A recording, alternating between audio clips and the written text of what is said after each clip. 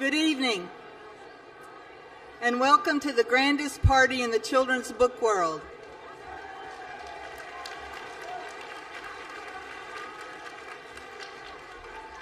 I'm Carolyn Brody, President of the Association for Library Service to Children. And I would thank you if you could please find your seat. Thank you. I am pleased that you are here for the 2013 Newbery-Caldecott-Wilder Banquet, where we will recognize and honor this year's talented and deserving award winners. And during this very special evening, we will also join in the celebration of the 75th Caldecott anniversary. No doubt each and every one of us here tonight has good memories and warm feelings about the Caldecott Medal and Honor books. Thank you for finding your seats, and if we could quiet down a little bit, then I could continue. Thanks. Thank you very much. For those of us who love all that the Caldecott Medal embraces, over the years our lives have been intertwined and intersected with these outstanding books. Just a very few of my own memories include taking Where the Wild Things Were from the bookmobile shelf in rural Arkansas as a young child, saving a snowball in the freezer just like Peter did in the snowy day, becoming good friends with Frog and Toad, our friends, and listening to my mother read aloud Polar Express to her second grade class. I also remember turning tops and bottoms to the side for that very first time, and participating also in the 2007 Caldecott Medal Committee, which chose Flotsam. I know you have many memories too, so as the evening goes by, please take time to share with your friends at your table some of those very special times that you remember Caldecott books. Now I want to introduce Maureen Sullivan, President of the American Library Association. Please join me in welcoming Maureen Sullivan. Thank you and good evening. I bring greetings from the American Library Association Executive Board and all of our members, and wish you the very best time this evening. I'm an individual in this room who differs from most of you in the room in that my association with Caldecott, Newbery, and Wilder books is as a purchaser of those books. I happen to be privileged to be an aunt to, I think it's now 25 nieces and nephews, and while my husband and I never had children, many of our friends did. And I am known in my family and among my friends as someone whose first choice of a gift is a book, and my first choice of a book is one of those winners because of the quality of that literature, which all of you know. I also want to just say before I stop, a wonderful memory of this conference for me will be Jon Klassen's father coming up to me a few moments ago and complimenting me on my hat and suggesting that this might be the best one in the room. So thank you, Jon Klassen's dad.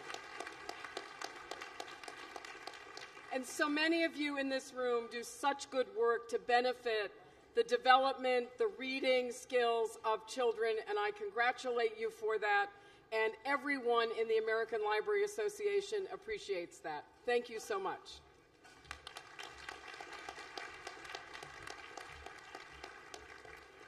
Thank you, Maureen, for taking the time out of your busy schedule to join us even for a short time tonight. Now I'll continue the tradition of recognizing the individuals and groups in this audience who contribute so much to ALSC. I would like to start with two important groups of people whose work this year has made ALSC the strong organization that it is. As I call your name, please stand and remain standing until everyone has been introduced.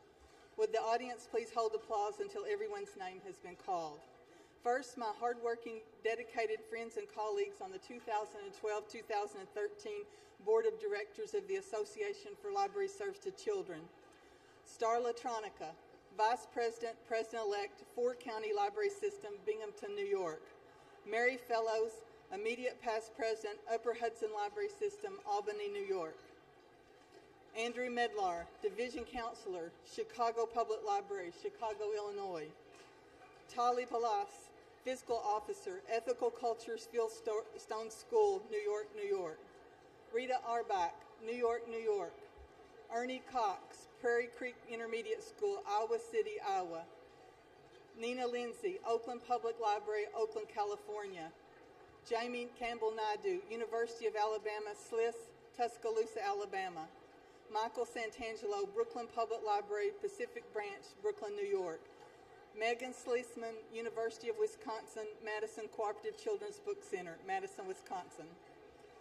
Lisa Von Drasik, University of Minnesota, Children's Literature Research Collection, Minneapolis, Minnesota. Jan Watkins, Skokie Public Library, Skokie, Illinois. Thank you all.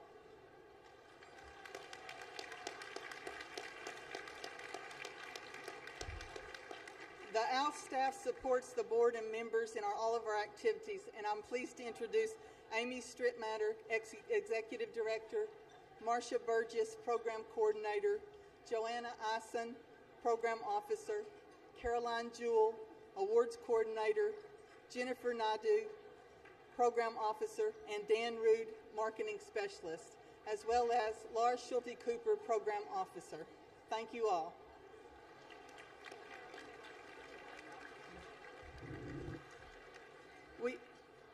We greatly and sincerely appreciate all that you do for our ALF staff does. We have a number of special guests tonight. Among them are past presidents of the association whose legacies live in so many current initiatives and whose continued interest and engagement in the association make it vibrant and strong. In addition, we welcome the publishers, editors, authors, and illustrators and vendors who are our partners, supporters, and friends. Thank you all for being here, and thank you for your dedication, work, and friendship to ALSC. Thank you all. I'm also pleased that ALA Executive Director Keith Michael Fields and Senior Associate Executive Director Mary Geekus are also joining our celebration this evening. Thank you very much for coming. Also joining us are presidents of our sister youth divisions, Jack Martin, President of YALSA, and Susan Ballard, President of AASL. Also with us tonight is Denise Adkins, President of Reforma.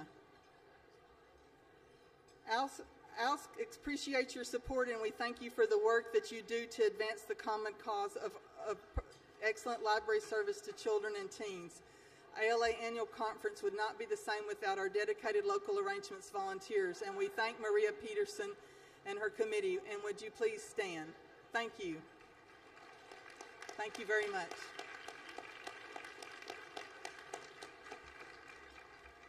And now would you please join me in thanking Candlewick Press and HarperCollins Children's Books for their creation of tonight's beautiful printed program.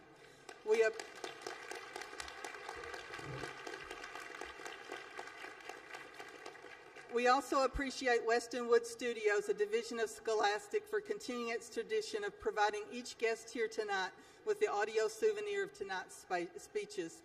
Thank you, Westonwoods and Scholastic. This is an opportunity to acknowledge other generous donors, many of whom are here with us tonight, the official Friends of ALSC and our colleagues in publishing in the corporate world who support the association through scholarships, grants, and funding for the Book and Media Awards.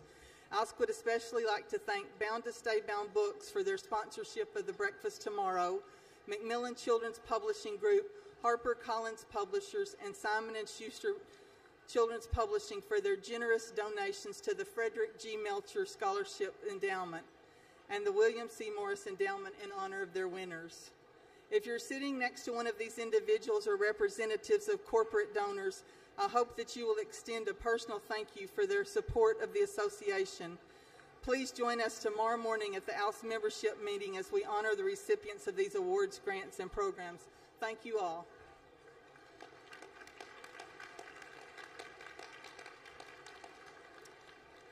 And now tonight we celebrate 75 years of the Caldecott Medal.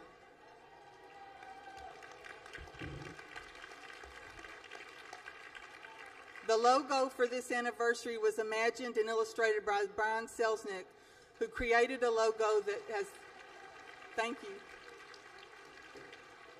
who created a logo that evokes the bounty of distinguished illustration the medal has honored and which calls us to celebrate. Thank you, Brian, for your contribution to the celebration. And Brian, if you would please stand, let us honor you. At this time, joining Brian, we would like to have all Caldecott Medal and Honor recipients previously who are joining us tonight, to please also stand. So if you are a Caldecott or Honor Medal recipient.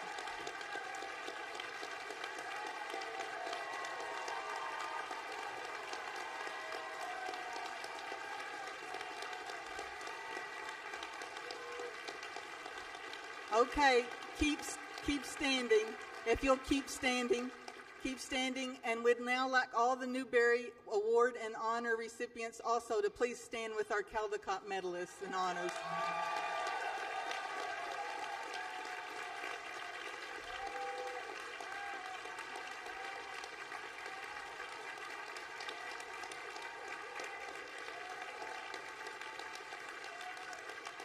And please be joined by any Wilder recipients that are here as well. Wilder recipients. Thank you all very much. I think you can see how much we appreciate your good work. The publisher, Frederick G. Melcher, was a generous supporter of children's books and librarians and proposed and helped establish the Caldecott and Newbery Awards. Tonight we welcome his great-granddaughters.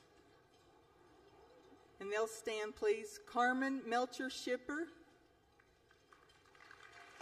Laura Melcher,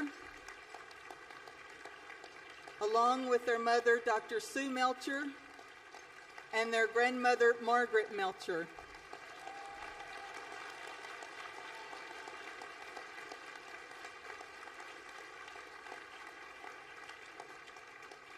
Thank you for celebrating that they're joining us for the 75th anniversary of the Caldecott Medal, and they're also here to honor their great-grandfather's contributions. And finally, a very special thank you to our Caldecott Medal 75th Anniversary Task Force, who orchestrated our celebration all year long. Nina Lindsay chaired this committee, if she would please stand, along with members Nick Glass, Katie Horning, Melanie Little, Tessa Michelson Schmidt, and Joanna Ward.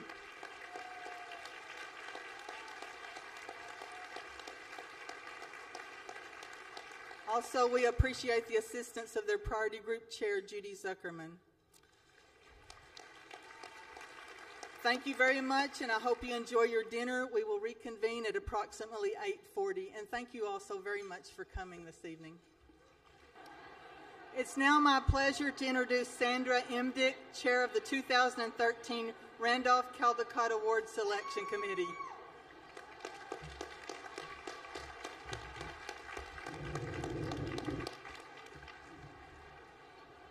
Good evening. Tonight we are here to celebrate excellence in American picture books, to mark the beginning of the second 75 years of the Randolph-Caldecott Medal, and ultimately celebrate children, the true beneficiaries of these awards. It has been an honor and privilege to serve as chair of this 2013 committee, and I am truly grateful to Julie Corsaro for this appointment.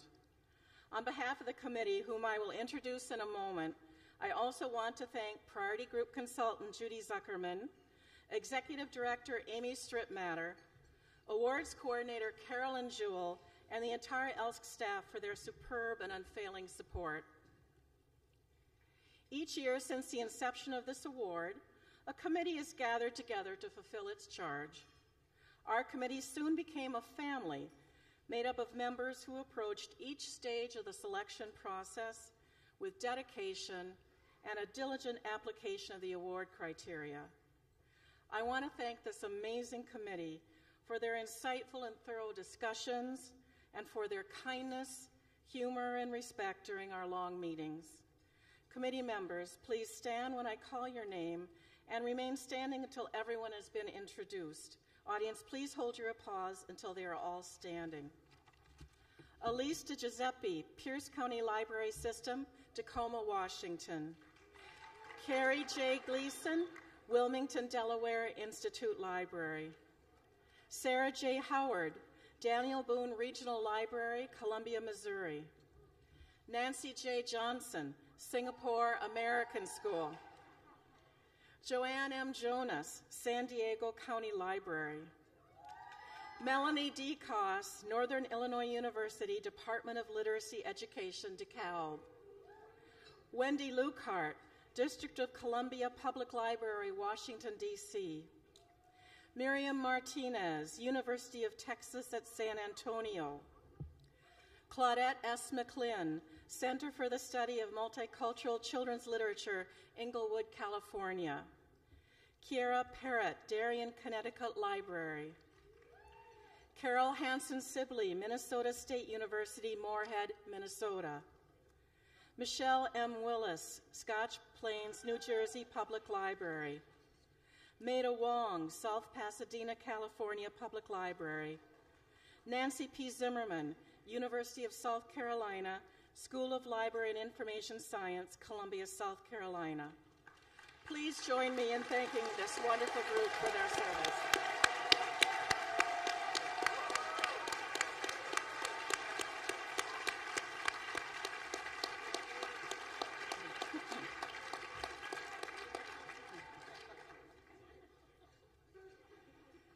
The Randolph-Caldecott Medal is awarded annually to the illustrator of the most distinguished picture book for children published in the United States in the preceding year. In addition to selecting the winner, the committee has the option to choose honor books. The 2013 Caldecott Committee chose 5 truly distinguished honor books. I will announce the honor books first and follow with the medal winner. In alphabetical order by title, the 2013 Caldecott honor books are Creepy Carrots, written by Aaron Reynolds and illustrated by Peter Brown.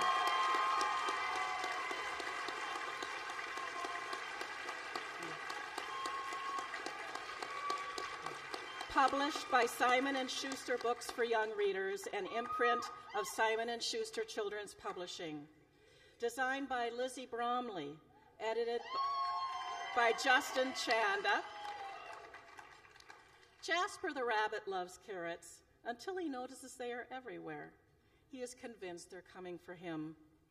Pronounced shadows, black borders, and shaded edges enhance this ever so slightly sinister tale with a distinctly cinematic feel. Brown's visual interpretation blends just the right touch of humor and creepiness. Peter Brown, please come forward and accept the Caldecott Honor citation for Creepy Carrots.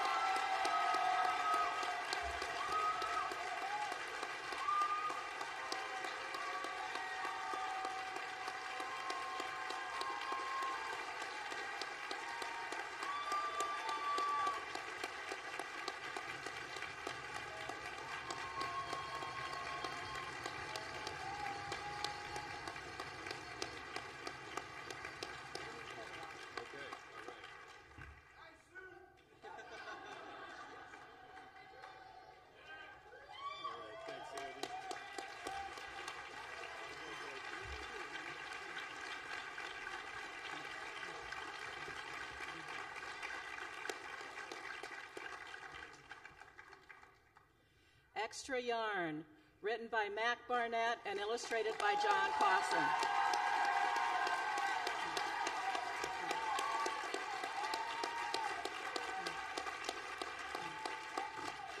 Published by Balzer and Bray, an imprint of HarperCollins Publishers. Designed by Carla Weiss and art director Martha Rago. Edited by Donna Bray and Alessandra Balzer. A selfish archduke threatens to halt a little girl's transformation of a colorless town and steal her box of magical yarn. Klassen's innovative digital technique in representing yarn's color and texture results in shifts of color that signal character change and critical turns of plot. The yarn becomes its own character as we watch Annabelle knit the community together. Jon Klassen, please come forward and accept the Caldecott Honor citation for Extra Yarn.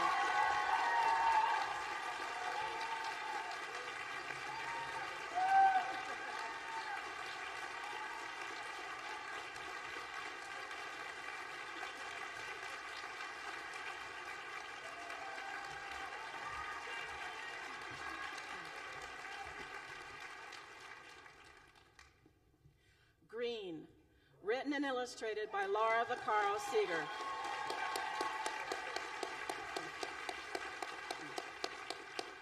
Published by Neil Porter Books, Roaring Brook Press, and imprint of Macmillan Children's Publishing Group.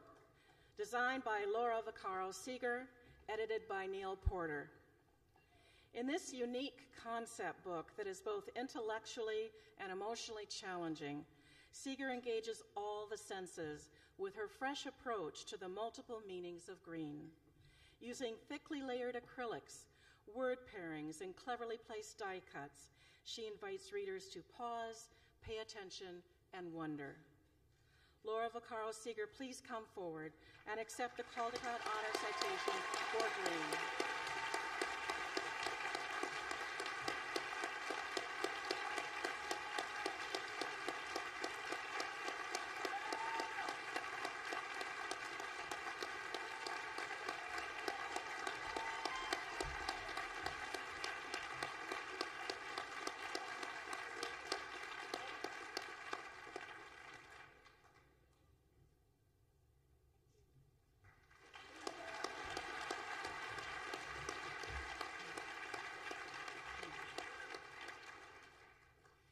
One Cool Friend, written by Tony Buzzio and illustrated by David Small.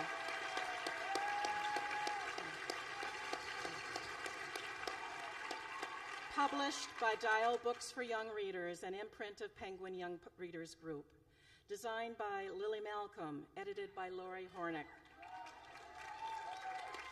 Energetic line and dizzying perspective combine for a rollicking tale of Father, Elliot, and a highly improbable pet or two. Whether it's through a blue crayon scribble that becomes an ice rink, or Elliot's secret glance at the reader, Small's ink, watercolor, and pencil illustrations contain chilly details and visual jokes which invite many repeated readings. David Small, please come forward and accept the Caldecott Honor citation for One Cool Friend.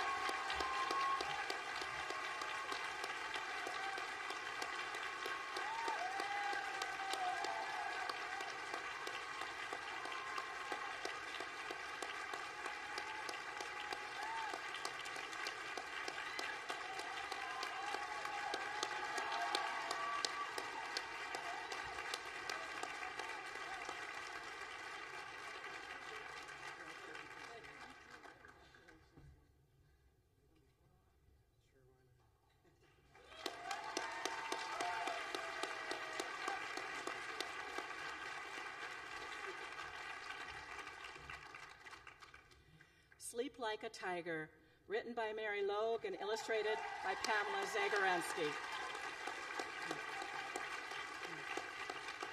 Published by Houghton Mifflin Harcourt Books for Young Readers.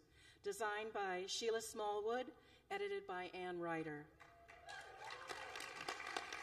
Zagarenski's dreamlike images of crowns, ornate patterns, and repeated visual motifs uniquely portray the warmth and security of the universal bedtime experience, parents who must coax their daughter into bed. Mixed media artwork on wood, enhanced with computer illustrations, are used to create cozy arched shapes, luminescent wails, and the gentlest of bedtime scenes. Pamela Zagarenski, please come forward and accept the Caldecott Honor citation for Sleep Like a Tiger.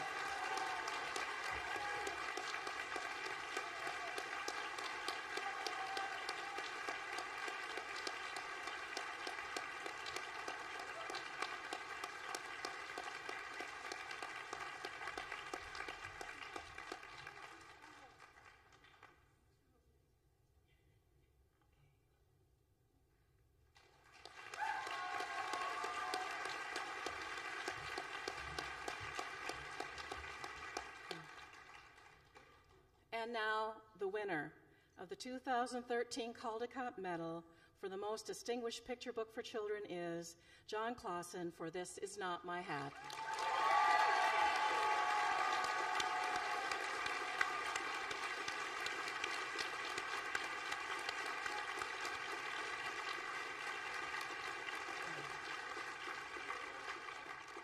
Published by Candlewick Press.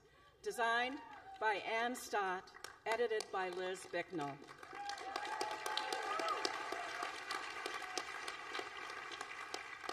In this darkly humorous tale, a tiny fish knows it's wrong to steal a hat. It fits him just right, but the big fish wants his hat back. Jon Klassen's controlled palette, opposing narratives, and subtle cues compel readers to follow the fish and imagine the consequence. Illustrations rendered digitally and in Chinese ink propel us through a story filled with thievery, bravado, confession, and betrayal. A matte black ocean and a murky sea bottom hint at the dark tale to come.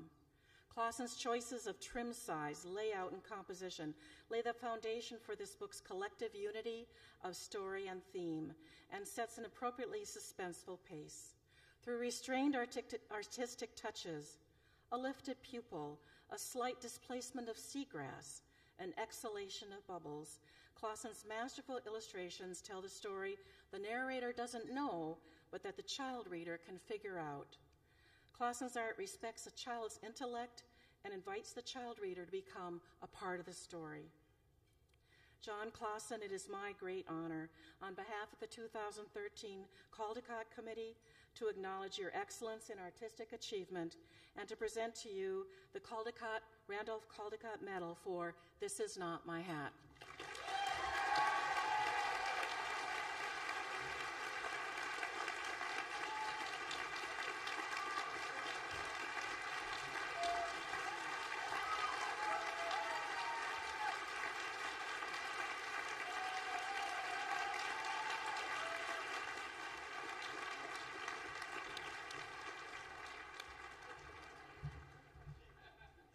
Got to bring the whiskey up for that one. I've been thinking about the logistics of my hat brim versus the lights in my face and everything. I'm going to take the chance because I promised to wear it. Oh boy, here we go.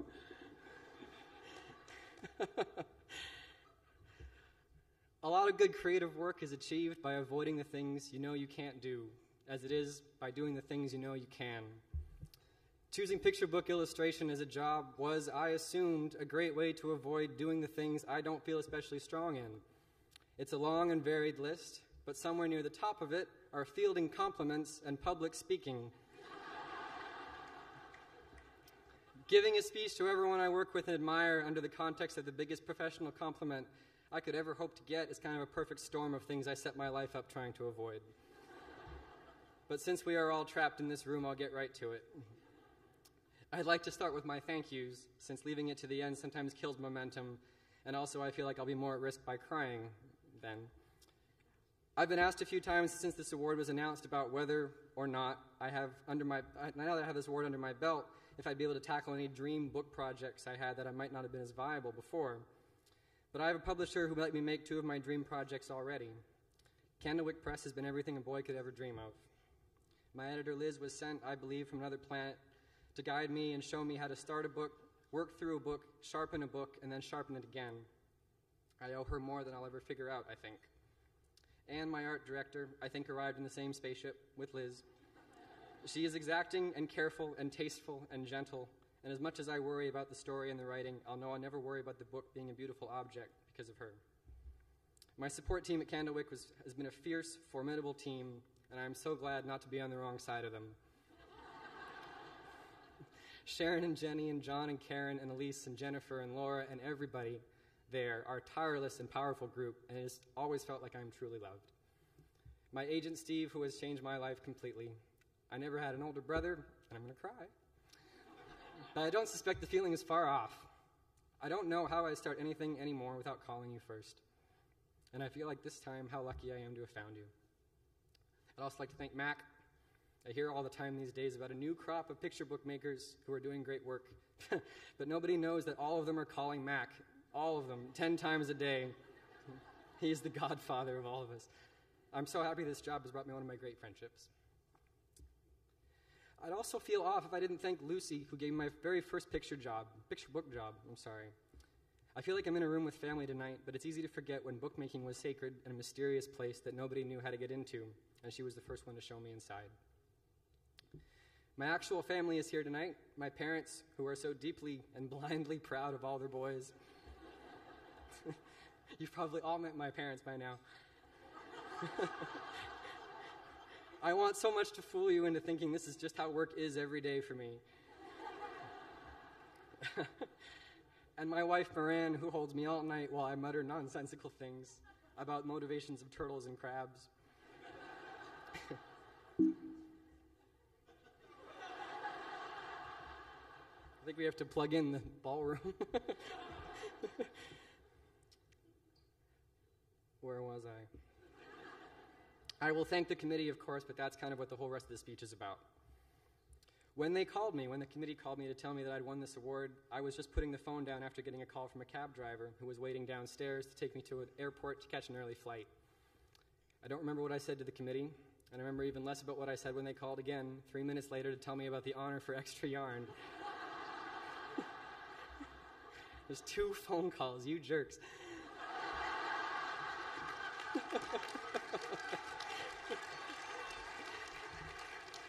They were laughing a lot. The cab could have dropped me off in the LA River after that and I wouldn't have noticed. But I felt bad later sitting on the plane thinking I've sort of botched my reaction and hoping I came off as surprised and excited and stunned as I really was. I think I was just like, yeah, that's great. As foggy as my memory is about what I said to them, I have a strangely clear record of my internal reaction, especially to the first phone call about the fish book. I'd like to break it down in stages here, partly to give the committee my proper thanks, and partly because I think it goes some distance in explaining how I feel about making picture books in general. My internal reaction when they were telling me that they decided to give This Is Not My Hat the Caldecott Medal can be divided into 3 distinct phases. If you were to give the titles to these phases, the first phase could be called They Had Been Looking at the Book. They had been looking at the book. I don't know if I ever get used to the idea that all the copies of any book that I write and illustrate myself are in my own house. I get a box of them around publication time and I think, well, great, here are the books. These are the books. And I put them on a shelf and I glance over at them whenever I walk through the room.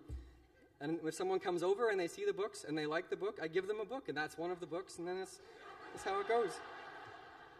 And then later I'm in a library or a bookstore and I see a copy of the book, or maybe more copies of the book, and it's like seeing a picture of my family in a frame on a store shelf. I think that's not supposed to be outside. And you glance around wildly to see if everyone around you, then you know that they're all devoting their entire mind to all the mistakes that are just on the cover. The only way out of this kind of anxiety, now that the book is apparently out in the wild, is to convince yourself, for the moment, that regular people don't concern themselves as much with all the details that might be wrong in these books. It's not that they are incapable of seeing them, but we see so many things all day, we don't have time to pick apart everything we don't like. This argument holds, barely, and it's just enough to stop the impulse to grab all the copies of the book and sprint out the door. But the realization that the Caldecott Committee has had your book amongst them is something this argument has no power against. They are a group of beings assembled entirely to notice things.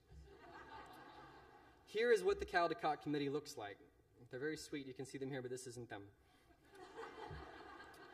There is a dark stone room, probably underground. It has only one source of light, a hole in the stone ceiling engineered using long-forgotten mathematics that lets in a single round shaft of light. That shaft of light comes down and rests on a huge wooden table, and at the center of the table is a book that a group of cloaked and hooded figures are murmuring about in a language reserved only for these proceedings. Their glowing eyes under their hoods scan the pages and widen at things they don't like, and they let out soothing sighs for things they do like. At one point or another, weeks or months ago, well, months ago now, I'm sure, I was sitting somewhere eating a burrito or something while this huddled and sacred ceremony was being applied to my book, and I didn't know it. What did they talk about? What did they see? In the bedroom where I was taking this phone call from the committee, there was actually a copy of the book sitting on a pile of stuff, and I glanced over at it accusingly, thinking, you didn't tell me any of this happened.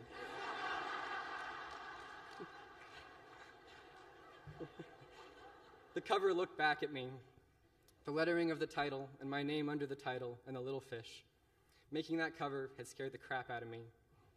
Interior illustrations are one thing, but covers fall squarely under the heading of graphic design. I love doing covers and lettering, but there's so much formality that can be applied to these things. There are people who spend their whole lives on lettering and the rules that make it work, and here I am drawing my own letters like a jerk.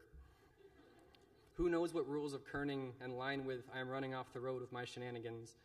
And none of these worries about the type go anywhere near the worries about the placement of that fish. I once bought a book on grid systems as they can be applied to page layout. One side of the book was in English, and the other was, of course, in German. It was a beautiful book and absolutely impenetrable. When the time came to design This Is Not My Hat's cover, there was no grid to decide the placement of the little fish in his sea of negative space. There was only 1 or 2 or 3 afternoons of blunt nudging and grunting and nudging some more, and then having lunch and coming back and nudging again. Surely these magical Caldecott committee creatures had held the cover containing the little fish against all of these ancient grids to find his placement violated all of the morality the golden section carries with it, their glowing eyes widening to their widenest, glowingest size. You all look very nice tonight.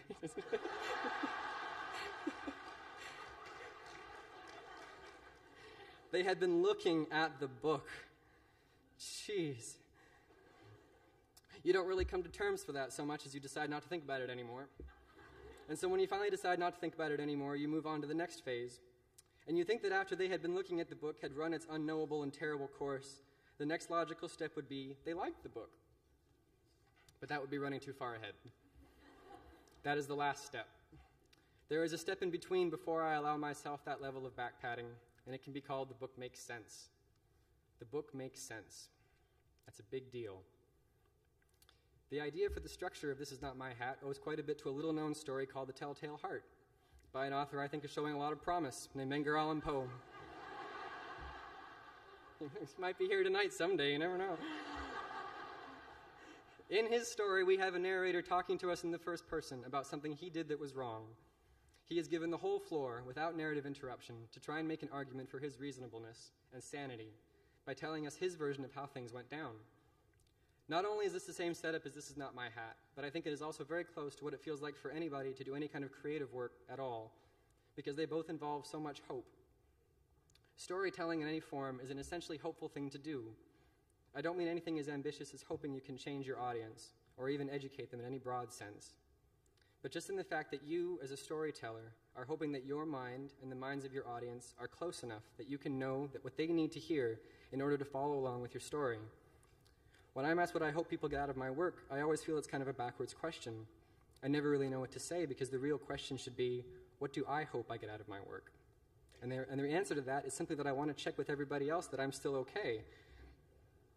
There's a spread early on in the book where the little fish is describing to us what he's going to try and hide after having stolen the hat. He's describing where the plants grow big and tall and close together. In the first few drafts, this spread was filled with an illustration of the plants he was talking about.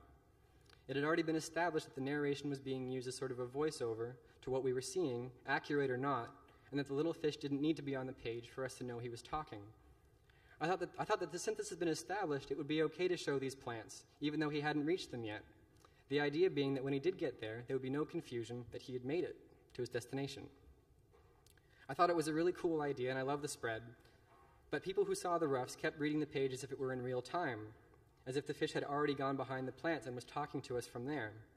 I was so sad and confused that my thinking wasn't lining up with everybody else's.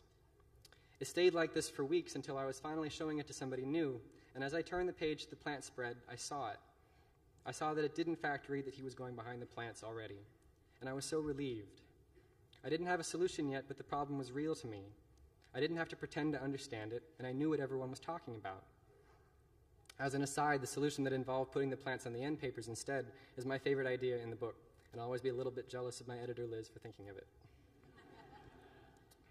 The first time you show anything you come up with by yourself to anybody else, you feel the same kind of fear you feel for the narrator in The Telltale Heart, or the little fish in This Is Not My Hat, who has every hope that he is talking to like-minded people who will understand his actions as soon as he gets a chance to explain. What makes both characters sort of doomed from the outset is that even though what they're saying makes sense to them, they've actually drifted off into a place where we as an audience can't back them up anymore. Putting out a creative piece of work is sort of like an experiment, like the ones sailors might have done to navigate in olden times. When you're done telling your story, you can look at whomever you're telling to and ask, do you get it? And every yes you get is like a shining point of reference, twinkling in the sky to navigate by. And there's no feeling like having, oh man, I need some whiskey.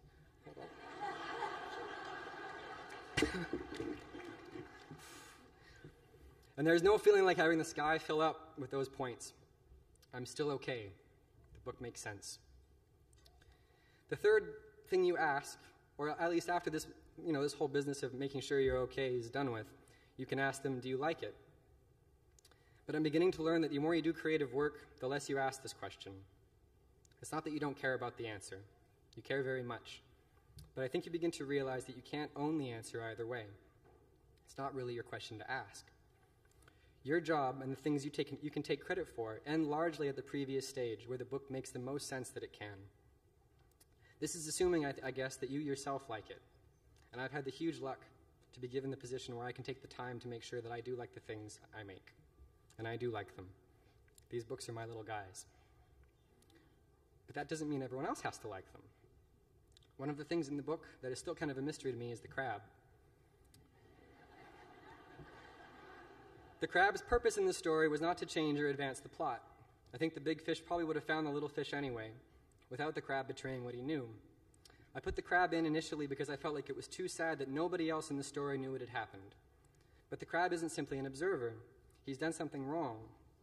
He's at the risk of drifting off into the same place the little fish already is, where we can't connect with him anymore. But the crab is given a spot in the second to last page where we see him again, watching the big fish swim back home. And we get to see him think about what he did. And I think we get a moment to forgive him. Not because he deserves it, but because we can relate to him. And that, I think, is what makes the book work. An audience can take in the information they've given and understand the events and what the characters do. This understanding, them getting the story, and by extension telling you that you're okay, feels like a kind of grace. It's something you've asked your audience for and been mercifully granted. But when it goes further than that, and when they think it's a good book, and they tell you so, and it comes as something as a next step to being declared okay, something extra that nobody really deserves, and I suspect very few people get, and feels like a kind of forgiveness. And that's what that last phase felt like, and still feels like. They were looking at the book makes sense, and they liked the book. My little guy. I can't thank the committee enough for this honor, or all of you for your encouragement and enthusiasm. I feel so lucky. Thank you very much.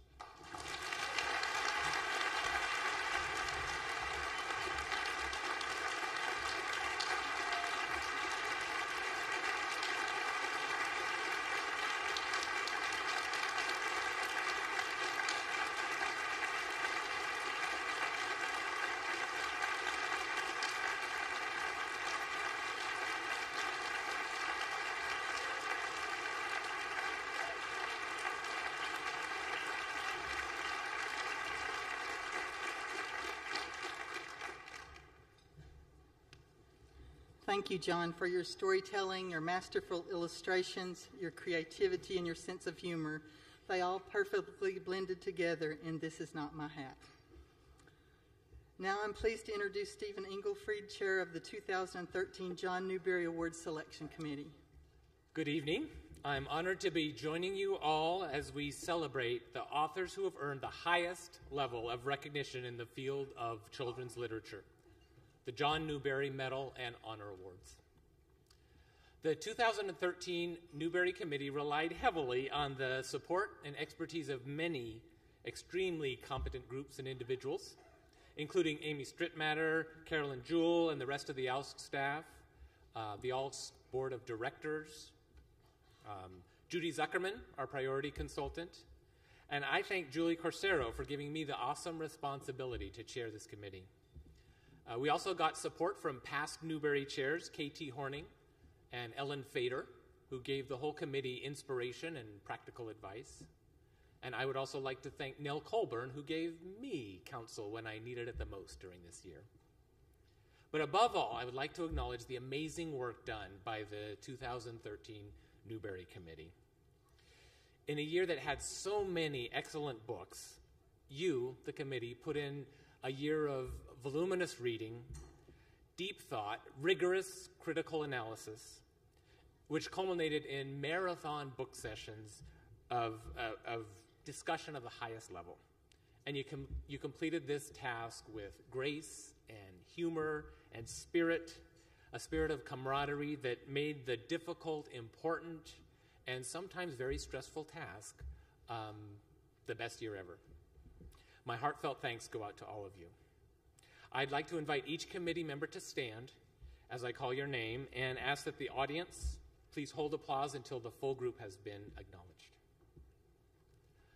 Blair Crystalline, Prince William Public Library System, Prince William, Virginia. Ginny Collier, Roswell Library, Roswell, Georgia. Amber Krieger, Arlington Heights Memorial Library, Arlington Heights, Illinois. Sherry Dawn Bedford, Woodridge Library, Bolingbrook, Illinois. Roxanne Feldman, the Dalton School, New York, New York. Josh N. Holman, Tippecanoe County Public Library, Lafayette, Indiana. Kate Houston, Multnomah County Library, Portland, Oregon. Carolyn Kinsley, Apalachicola, Florida. Amy McClure, Ohio Wesleyan University, Delaware, Ohio. Eva Mitnick, Los Angeles Public Library, Los Angeles, California. Elizabeth Moreau Nicolai, Anchorage Public Library, Anchorage, Alaska. Susanna Richards, Eastern Connecticut State University, Storrs, Mansfield, Connecticut. Barbara Scotto, Children's Literature, New England, Brookline, Massachusetts. And Marilyn Taniguchi, Beverly Hills Public Library, Los Angeles, California.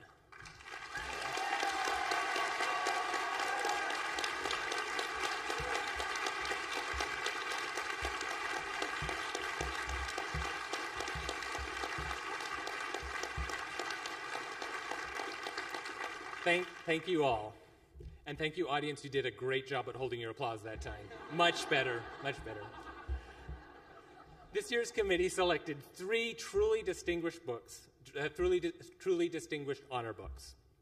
And in alphabetical order, they are Bomb, The Race to Build and Steal,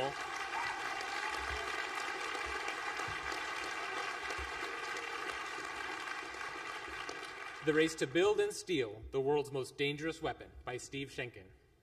Published by Roaring Book Press, an imprint of Macmillan Children's Publishing Group, edited by Deirdre Langland. A spy tries to destroy 17 years of evidence just a few minutes before FBI agents ring his doorbell. A group of Norwegian volunteers embark upon a daring plan to destroy a Nazi-run hydroelectric plant. An eccentric genius leads a team of scientists as they rush to create the world's most devastating weapon. These and other vividly rendered historical episodes plunge readers into the fascinating worlds of science, politics, and adventure that surrounded the creation of the atomic bomb. Steve Sheinkin, for bringing to life remarkable events from our past with clarity, insight, immediacy, and page-turning excitement, and for revealing how the decisions of individuals and the conjunction of seemingly unrelated events make up the rich tapestry of history and its consequences, please come forward to receive a Newbery Honor citation for Bomb.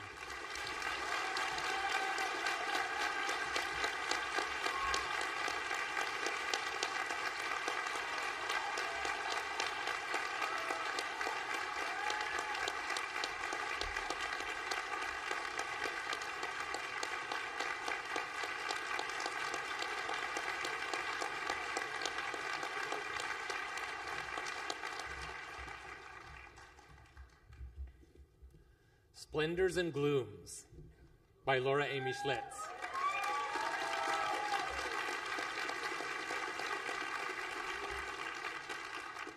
Published by Candlewick Press, edited by Mary Lee Donovan.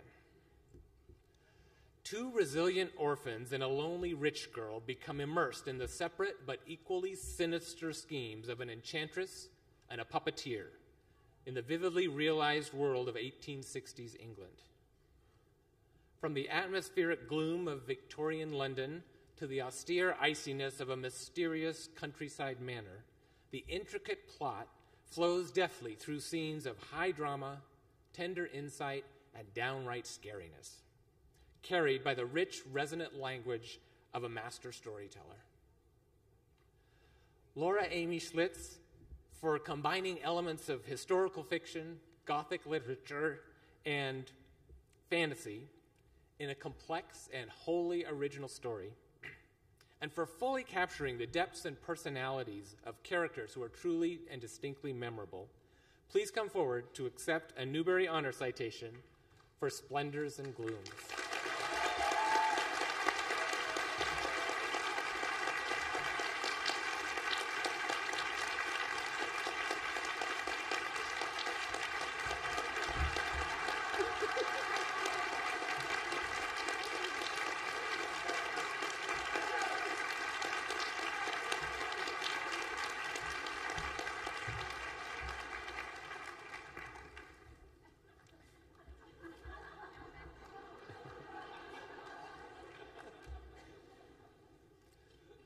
Three Times Lucky by Sheila Turnage.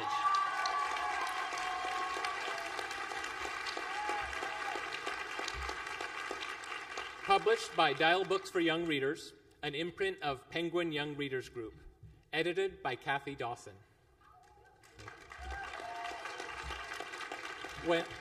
When trouble comes to Tupelo Landing, a small southern town populated by larger-than-life characters, it includes kidnapping, a hurricane, and a citizen who turns up dead. Readers get the whole story from Mo LeBeau, rising sixth grader, a natural-born detective, who throws herself wholeheartedly into two mysteries, the murder that just happened and the long-held secret of her own birth. Sheila Turnage, for sharing the world of Tupelo Landing with inventive humor, gale force imagery, and the linguistic flair of the finest Southern storytellers, and for bringing readers along on Mo's wild adventures as she realizes that the family she's been seeking was right in front of her the whole time. Please come forward to receive a Newbery Honor citation for Three Times Lucky.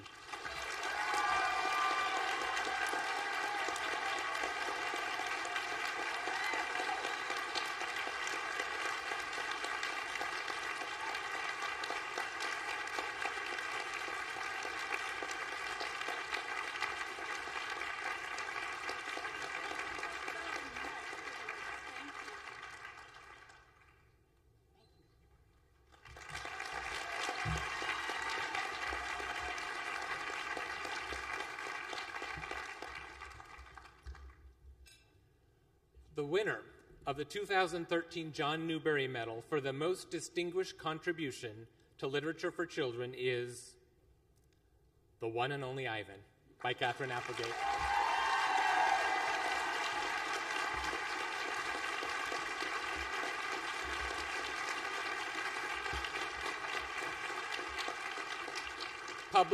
Published by Harper, an imprint of HarperCollins Publishers, and edited by Ann Hoppy.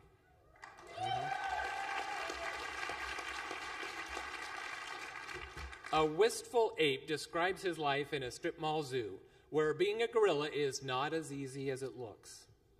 Ivan calls his cage a domain and settles for merely looking the part of a wild gorilla, until the loss of a dear companion and the appearance of a young elephant in need of protection rouse him to action. With ironic humor and poignant insight, Ivan's unique gorilla's eye view takes us through his transformation from a patient, resigned captive into a truly mighty silverback, capable of rescuing his friends and shaping his own destiny. Katherine Applegate, for creating a distinct, original, and completely convincing narrator whose sparse, insightful words elicit laughter, tears, surprise, and thoughtfulness, and for showing readers through the vividly realized world of a captive gorilla what it means to be an animal, a human, an artist, a friend, and a hero. Please come forward to receive the 2013 medal for The One and Only Ivan.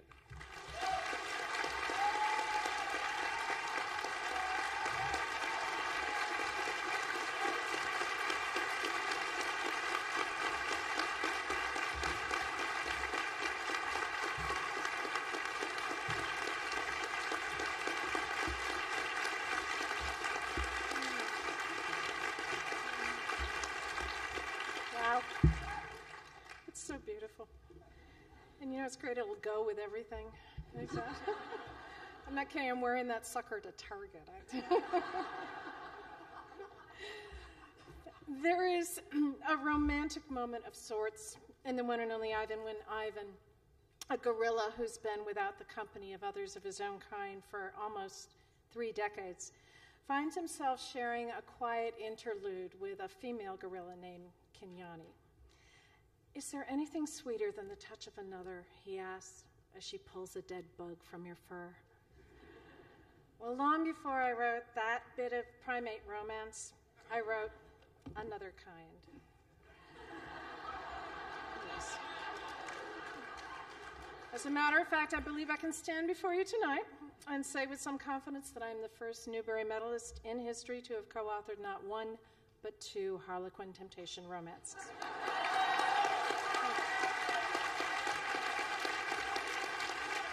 Thank you, I'm very proud. Now, the temptation imprint, not to be confused with any of the so-called sweet imprints, was distinguished by a considerable amount of what Ivan would have called face licking. There are some amazingly talented writers in the romance genre. I was not one of them. So, in the interest of full disclosure, you should know that your 2013 Newbery Medalist, in collaboration with her husband, gave the world masterful prose like this.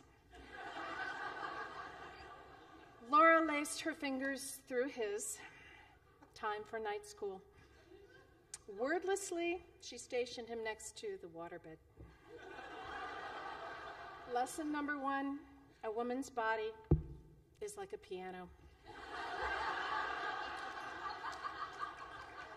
Alex smiled, roguishly scalding her with his gaze. Then you're definitely a Steinway baby.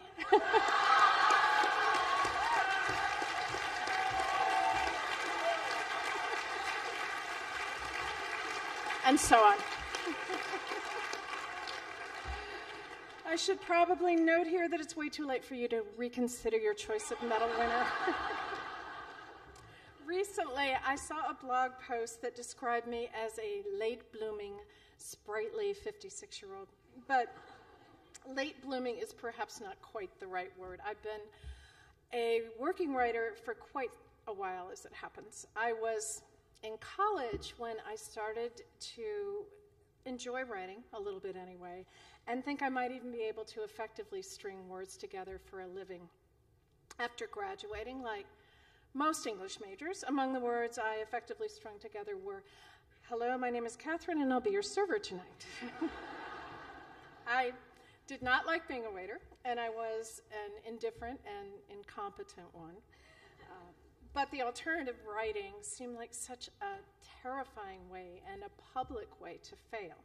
One night, however, after dropping a tray of 4 strawberry margaritas on a man wearing a completely white suit, it's like, think John Travolta in Saturday Night Fever. It was like that.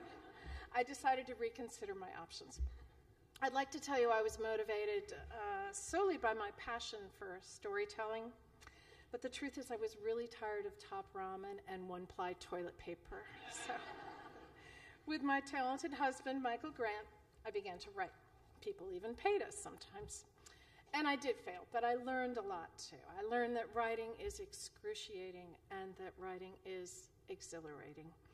Michael and I wrote together, we wrote separately, and we wrote a lot. After the romances, I was a ghostwriter for years. I ghosted so much, I was positively ectoplasmic.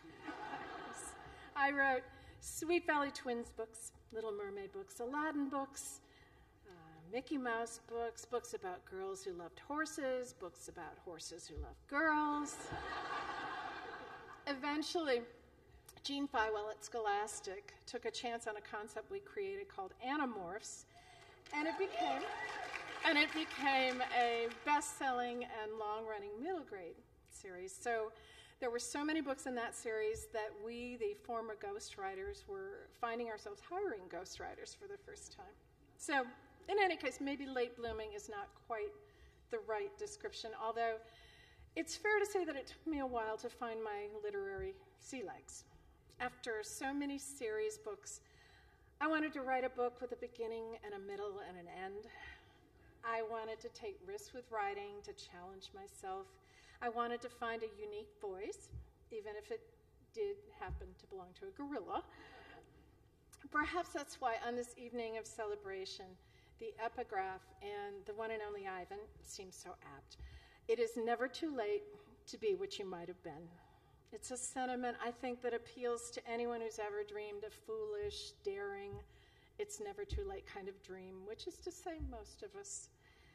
And it's why it's especially gratifying to be here with you tonight celebrating remarkable books like 3 Times Lucky, Splendors and Glooms, and Bomb, The Race to Build and Steal the World's Most Dangerous Weapon, and glorious illustrated books like One Cool Friend, Sleep Like a Tiger, Creepy Carrots, Extra Yarn Green, and This Is Not My Hat. And of course, celebrating the amazing Katherine Paterson herself.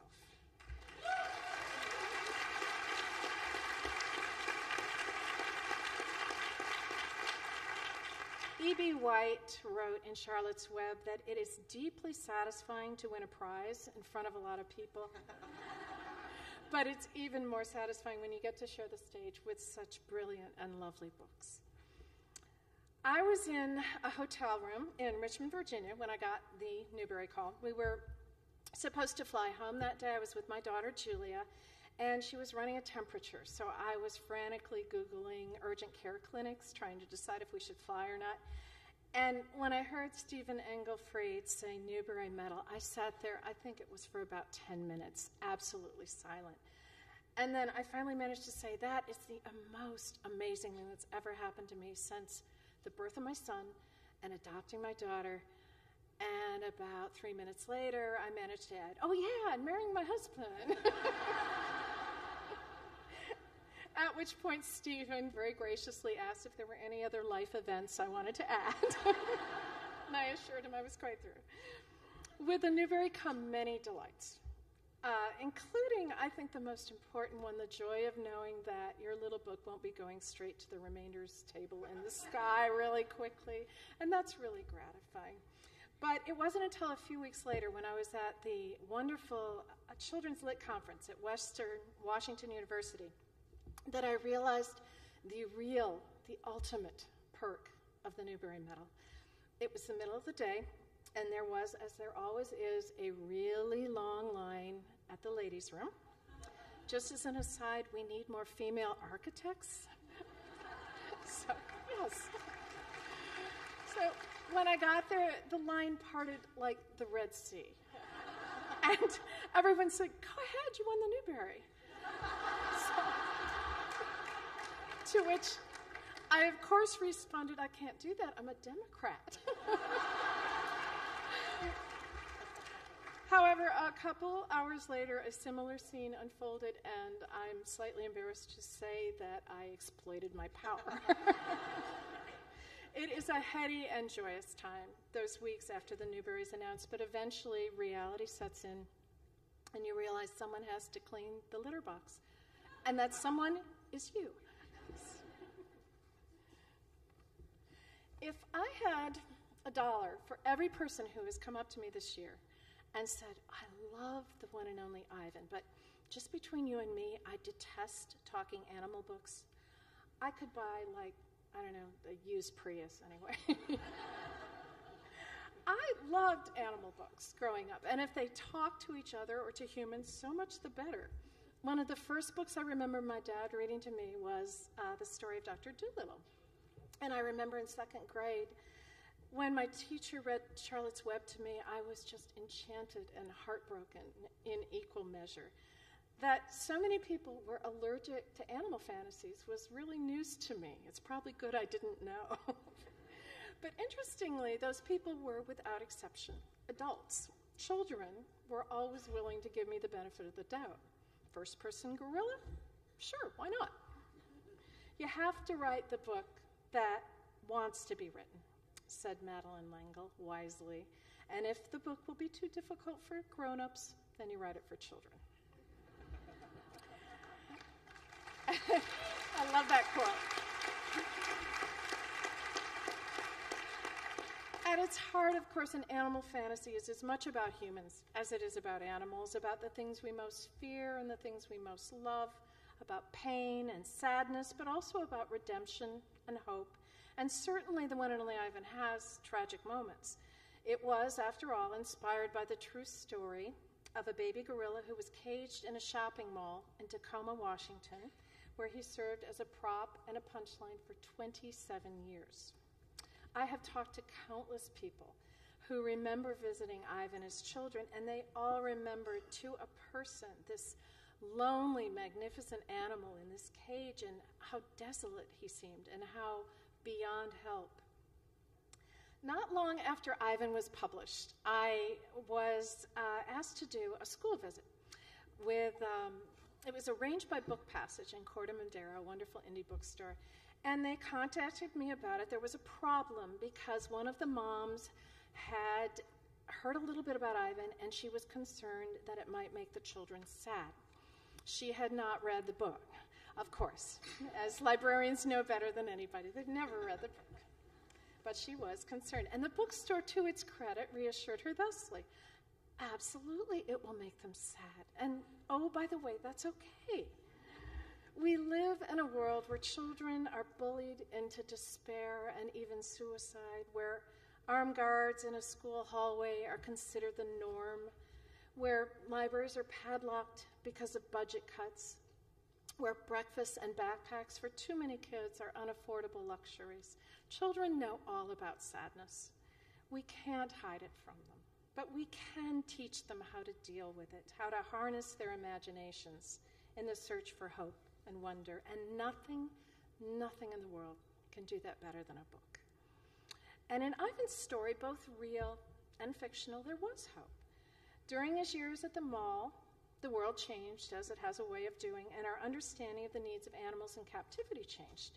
Eventually, he was released to Zoo Atlanta, where he lived out his days. It wasn't the perfect answer. It was still, after all, a world with walls. But Ivan was surrounded by people who loved him, and grass and trees, and most of all, other gorillas. So, no, not a perfect ending. But things aren't black and white in the world, and they shouldn't be in a children's novel either. Kids can handle it. At the end of the day, what makes kids better people than the rest of us is that they are buoyant, unrepentant optimists. One day, back in Animorph's world, I got this fan letter, and I love fan letters, but this is my personal favorite. Dear K.A. Applegate, it's me again, the huge fan. You're my best friend in the whole world. There is no punctuation. And I've never had any with your quality and imagination. I mean, I have a big imagination too, just not that huge to imagine people turning into animals and alien slugs trying to rule Earth. You, my friend, have potential.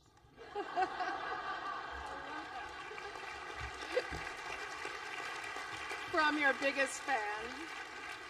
You, my friend, have potential. It's a phrase every child should hear every day, every adult for that matter, and it's a phrase I've heard a lot over the years, and I cannot imagine that I'll ever find a way to say thank you for something that important. Humans have too many words, says Ivan at one point, but there don't seem to be enough, and I should warn you, this part reads like one of those endless Oscar speeches where you have to cue up the orchestra, so if you can dig up an orchestra, this would be a good moment. Thank you to my dad for your quiet courage and sly wit and for tolerating a chaotic menagerie of pets, including an unremitting stream of baby gerbils. To my mom for showing me that it really isn't ever too late to be what you might have been when you went to art school after raising 4 children and permanently rechristened the ironing room your art room. To my sisters Martha and Lisa, my brothers Stu, and my dear friends Lisa and Suzanne for your love, your patience, and your laughter. To John Schumacher, Colby Sharp, and the Nerdy Book Club, and so many other librarians and teachers for enriching my life and the lives of your students. To Laura Rogers, book lover extraordinaire, and one tough cookie for coming here tonight, and to her fairy book godmother, Kathy Appelt, no stranger to Newbery festivities herself, for making it happen. To my agent, Elena Mecklin, and I'm not kidding, she interrupted her honeymoon to be here. She got married yesterday. Yes.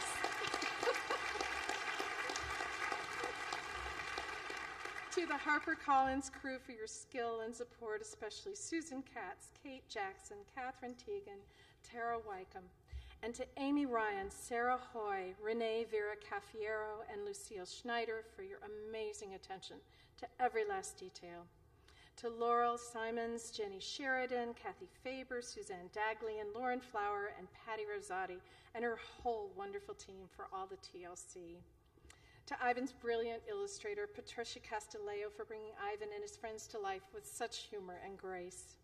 To my amazing children, thank you for reminding me what really matters. Julia, who's here tonight and is always ready with a comforting hug and a world-class sandwich, said when I announced I was finally done with Ivan, "Oh, so you mean we exist again?"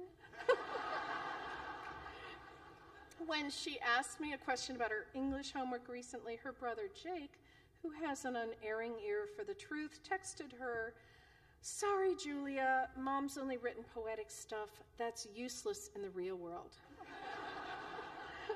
To my husband, Michael Grant, thank you for knocking on my door to borrow a can opener, even though you already had one. Michael told me back then that we could approach our lives as comedy or tragedy, and I'm really glad we chose comedy.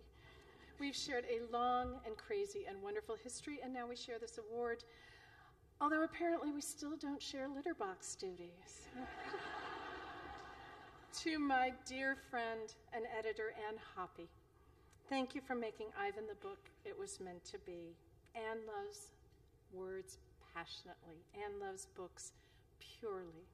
Ivan would not be Ivan without her. There are so many wonderful writers in the world, and I wish they could all have the chance to work with Ann. She would be very tired, but they would be better people and better writers for it. To Stephen Englefried and the 2013 Newbery Committee, thank you for this amazing honor and for your remarkable dedication. And to all of you who've come here tonight to celebrate children's books, please remember that every time you find the right, the necessary book for a child, you perform the best kind of magic. It doesn't matter if it's about a gorilla, a nuclear physicist, a puppeteer, a motherless girl, a clueless fish. If it's the right book, you've allowed a child to make a leap out of her own life with all its limitations and fears, and yes, sometimes sadness, into another, to imagine new possibilities for herself and for her world. Every time you forge that connection between child and book, you're saying, "You, my friend, have potential." That is a gift, that is a miracle, and that is what you do, each of you, every single day. And for a thank you that momentous, there really are no words.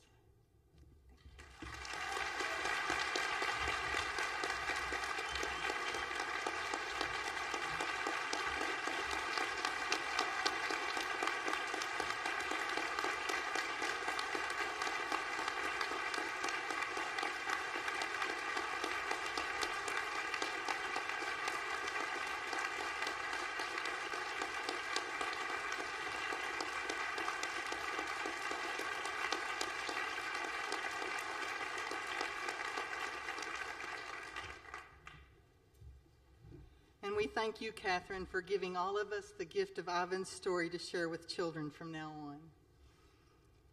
Now I'm pleased to introduce Martha Parvano, chair of the 2013 Laura Ingalls Wilder Medal Selection Committee. Martha.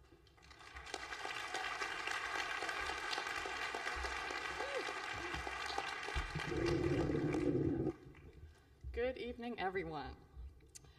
The most common comment I heard last January after Katherine Paterson was announced as the winner of the 2013 Laura Ingalls Wilder Award was, "Katherine Paterson, but surely she's already won the Wilder. I thought she won years ago."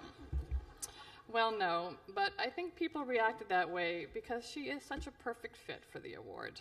And yes, of course she deserved to win it years ago, just as she has deserved her 2 Newbery medals and 1 honor for Bridge to Terabithia, Jacob Have I Loved, and the Great Gilly Hopkins, her 2 National Book Awards, the Astrid Lindgren Award, the Hans Christian Andersen Award, and so many other accolades, including serving as our second National Ambassador for Young People's Literature. But I think she was meant to win the Wilder this year. There's so much good karma. For one thing, Katherine's first book, The Sign of the Chrysanthemum, was published in 1973, which means that 2013 is a milestone marking exactly 40 years of Katherine Paterson books. Yeah.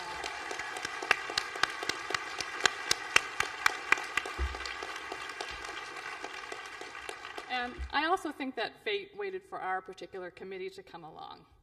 The 2013 Laura Ingalls Wilder Committee experienced perhaps more adversity than is typical. Individual members faced significant health issues and other difficult challenges over our 2-year tenure, and yet the committee's commitment to our task and to one another never faltered, even at the final meeting when one of our members could not be present. We were a bonded, supportive, cohesive group of 5, even when we were only 4 in the room. And together we found a way to complete our mission. I'd like now to recognize and thank these 4 remarkable people. I ask them to stand as I call their names, and I ask you to hold your applause appropriately for the group as a whole. Darwin Henderson, Professor of Education, University of Cincinnati College of Education. Darwin could not be here in person tonight, but I know he is with us in spirit. Heather McNeil, Youth Services Coordinator, Deschutes Public Library, Bend, Oregon. Margaret Tice, School Librarian, PS 139, Brooklyn, New York. And Sylvia Bardell, Professor, Texas Women's University, Denton, Texas. Thank you all so much.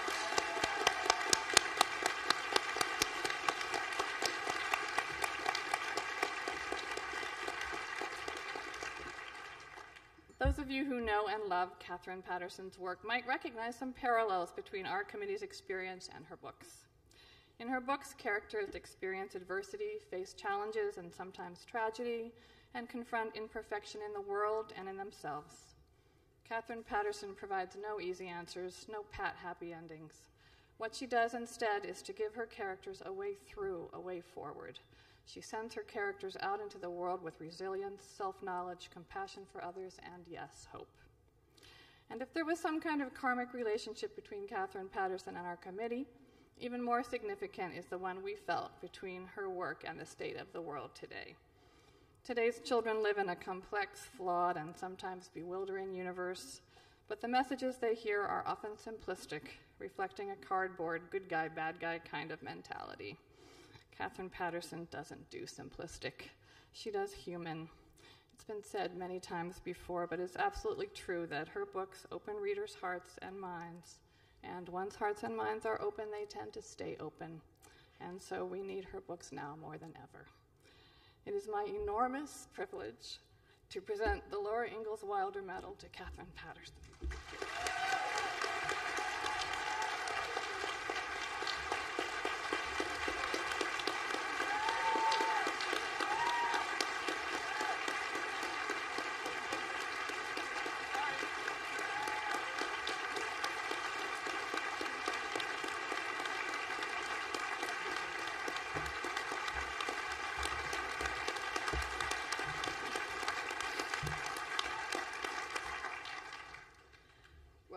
Two Kleenexes here, one for my old lady drippy nose and the other for the tears. Thank you so much, Martha. And your wonderful committee. I feel like I've gotten to know you all over the last 2 days, and it's been a real privilege. I know they're really smart, but they're really nice, too. When Martha called me on that Sunday afternoon to say that her committee had selected me for the 2013 Laura Ingalls Wilder recipient, I was both surprised and thrilled, and I do thank them, each one. Darwin, who's not here tonight, but I got to meet, and Heather and Martha and Sylvia, and of course Martha. Thank you so much. And also I need to thank I said this week, I don't sleep around, but I publish around.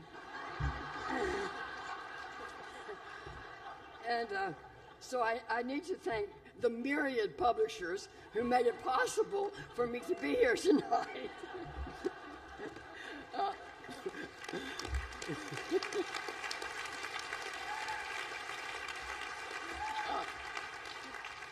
Candlewick is sitting right in front of me, and they did a lot of the getting together all these various publishers. Houghton Mifflin, Clarion, of course, HarperCollins, and Chronicle, and thank you all very much.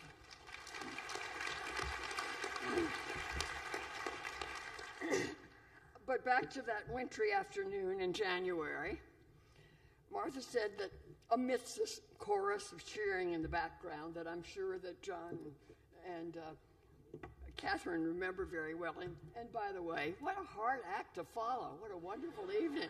Thank you so much, both of you. That was just delightful.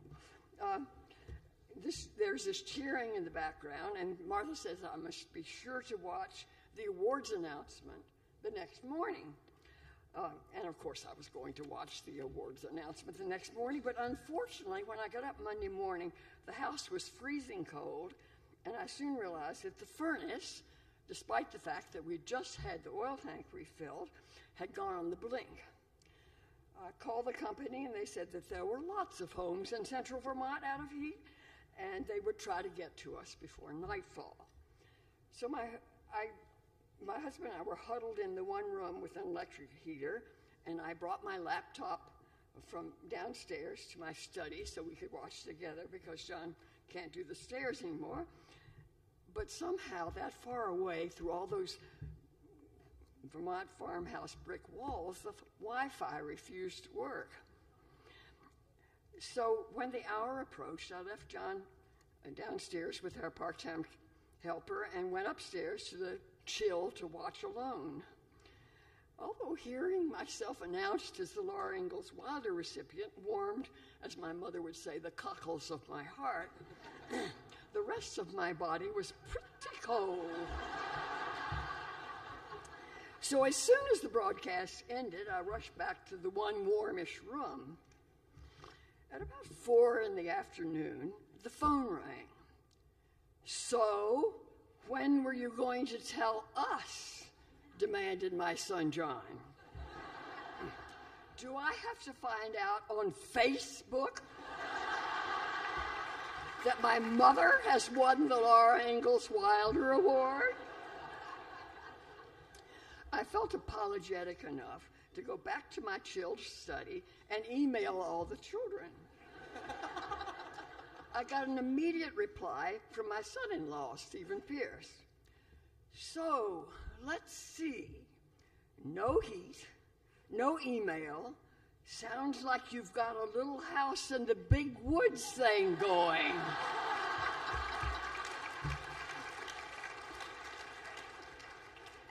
By suppertime, the furnace was humming again, but then without any warning, all the lights went out. It was several hours before electricity was restored, and I guess I should point out that because we live in Vermont and our alarm system goes off when the electricity goes off so the old people won't freeze to death, you have to go in the pitch black dark and punch in all of these weird little messages to the machine to tell it to turn off this alarm, which is screaming in your ears, and the poor dog has gone crazy.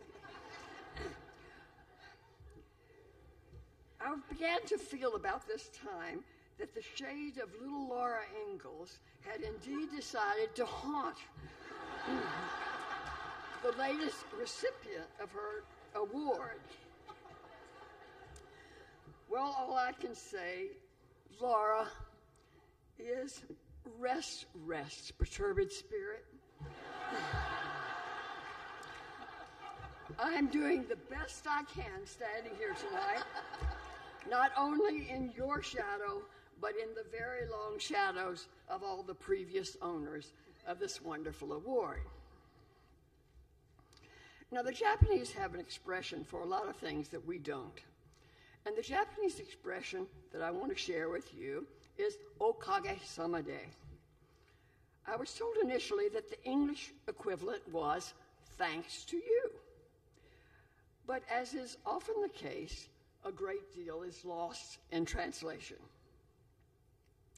The word kage is the word for shadow in English, and o and sama are both honorifics, and de is a particle that can indicate either place of action or means. So my own translation of the phrase is, by virtue of your most honorable shadows. Now, isn't that a lot more elegant, not to say eloquent, than a simple thanks to you? During the last 43 years, I've had the benefit of a lot of generous shadows, beginning with my very first novel that, as Martha reminded us, was published just 40 years ago. I began to write The Sign of the Chrysanthemum when no one wanted to publish the stories or the poems or the articles that I was writing. It occurred to me that if I could write a story or an article in about a week, I could write a chapter in a week. And at the end of a year or so, I would have a book. I would have accomplished something even if no one wanted to publish it. And indeed, for a long time, no one did. I suppose I should have recognized that a story for young people set in 12th century Japan would be a hard sell. But I was a bit homesick for Japan and the days when I was a competent single woman and not the harassed mother of 4 tiny children. As I wrote the book in slivers of time allotted to me, I could, for a few minutes, leave dishes and diapers behind and enter the exotic world of Heian, Japan. After the 7th or 8th rejection, a miracle happened. A young Sandra Jordan, yes, that's Sandra Jordan, found my book in the slush pile of unsolicited manuscripts, liked it, and took it to her boss to read. Her boss, Anne Beneduce, had just returned from a visit to Japan. I'm sure Anne had no illusions that this book would be a bestseller, but she felt American children should have a chance to read about feudal Japan, and she thought the author of the book should have a chance to write other books. Anne turned my manuscript over to an editor just coming off maternity leave. And since that day in 1970, that young editor, Virginia Buckley, and I have worked together on 16 novels.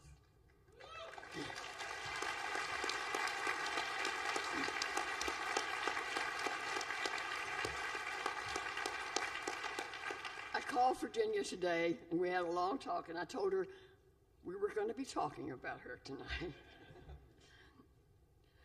It is by virtue of the most honorable shadows of these 3 great women that I stand on the stage tonight.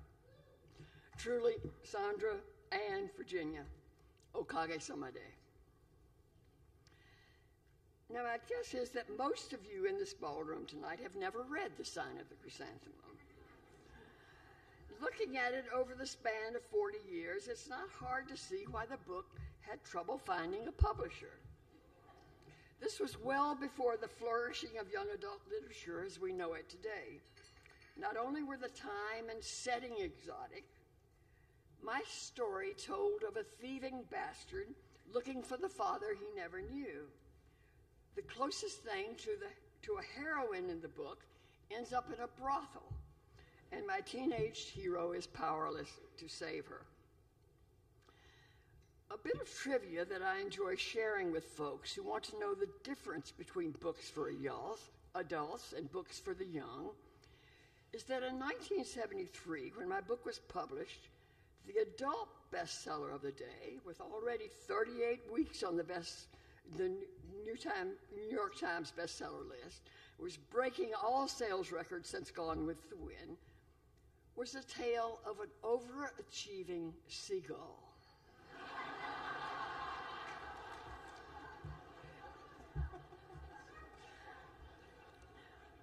When I told my husband that the Laura Ingalls Wilder Award was to be given in Chicago, he said, well, give my regards to Chicago.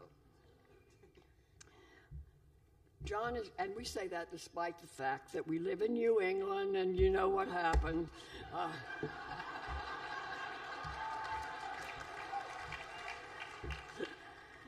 Jon is no longer able to travel with me, but our whole family remembers our first trip to ALA in Chicago when Bridge to Terabithia was the Newbery recipient.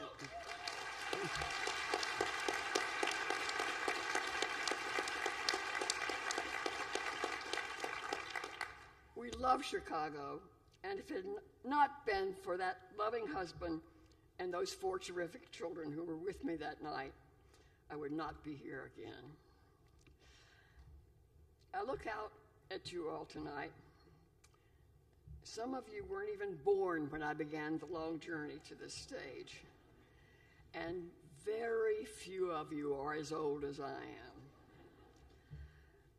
But my thanks are due to all of you and all the librarians and teachers who through the years have shared my books with the young. Many of these children would never have found my books without your help. Truly, okaga samade. So, tonight, while you celebrate those of us who are honored as the Newbery-Caldecott and Wilder honorees, we're also celebrating all of you who make our lives as writers and illustrators possible. You who believe in what we are trying to do and whose aim in life is to nourish the lives of the young. As Katherine said more eloquently than I'm going to, you know the children and youth in your care, and you know books, and so you're able time after time to put the right book into the hands of the right child. The children you touch will have the chance to be more than mindless consumers. The books you introduce them to will help them to grow to be thinking, compassionate members of the human race. And if our democracy survives, it will be in no small measure by virtue of your most honorable shadows.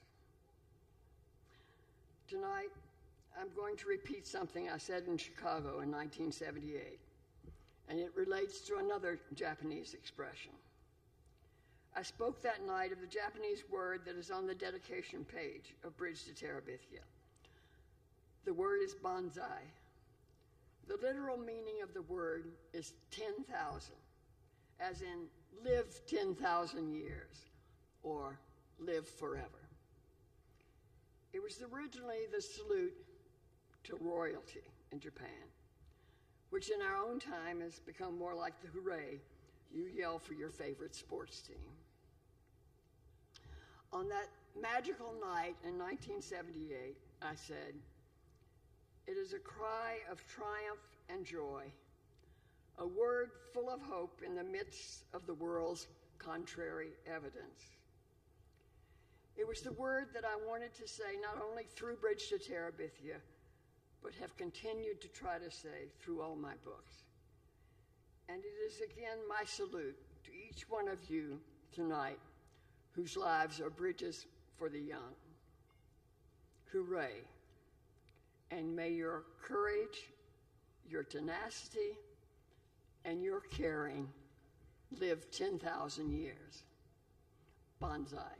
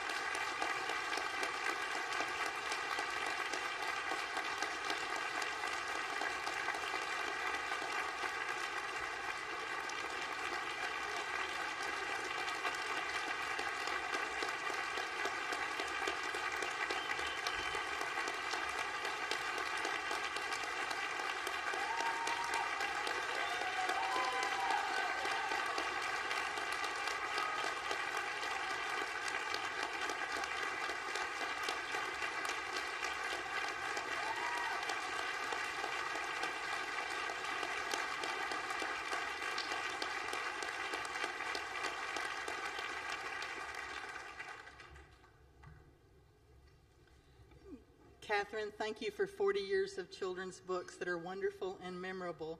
And as Martha noted, for opening our hearts and our minds. Bonsai, Katherine Paterson.